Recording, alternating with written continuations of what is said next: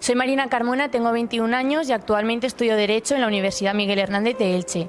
Pertenezco a la Foguera Carrer San Vicent y llevo 20 años en la fiesta.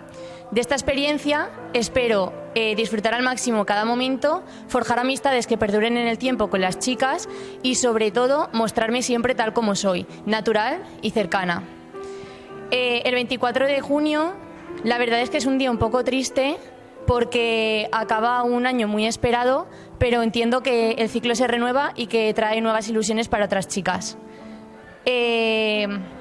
¿Y a quién dedico este año? Pues especialmente se lo dedico a mi madre y a mi presidenta, ya que ellas siempre han sido las que me han inculcado los valores de la fiesta, desde el cariño que se tiene por la misma y desde el máximo respeto. Y a mi comisión quería mandarles un saludo y decirles que muchísimas gracias por confiar en mí y por quererme tanto desde bien pequeña.